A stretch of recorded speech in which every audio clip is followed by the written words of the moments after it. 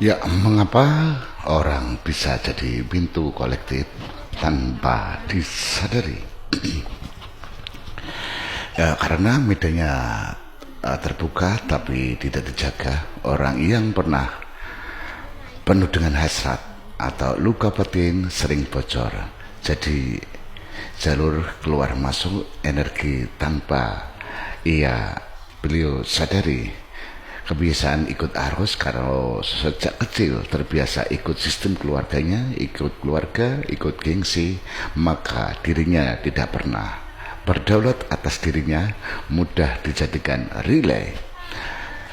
Dan di situ beliau belum mengenal poros diri. Tanpa pengenalan duduk di inti poros, orang hanya hidup di kepala dan nafsu syahwatnya gampang dipakai kolektif dan gampang dikendalikan oleh kolektif, hanya sebagai robot yang bernafas.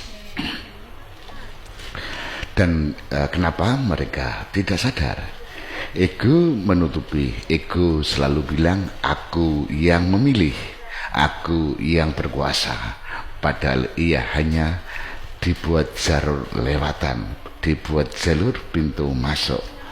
Keterikatan pada harta, ambisi, hawa, nafsu, kekuasaan.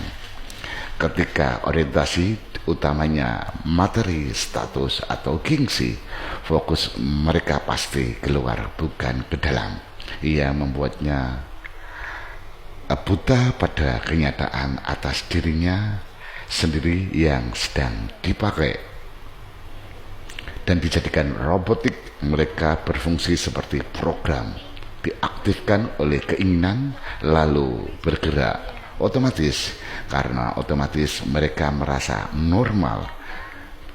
Ya, secara otomatis mereka merasa normal tanpa sebenarnya tidak sadar kalau dia sedang dipakai.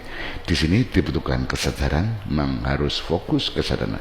Prosesnya sangat panjang untuk melepaskan sistem otomatis dalam dirinya. Dari sudut pandang poros, mereka bukan jahat semestinya, bukan jahat secara absolut, lebih seperti terminal listrik yang dipasang tanpa grounding. Energi kolektif butuh jalur, mereka dijadikan jalur utama. Kalau duduk di poros bisa melihat, oh ini, kalau belum sadar ya dengan sendirinya secara otomatis seperti robot.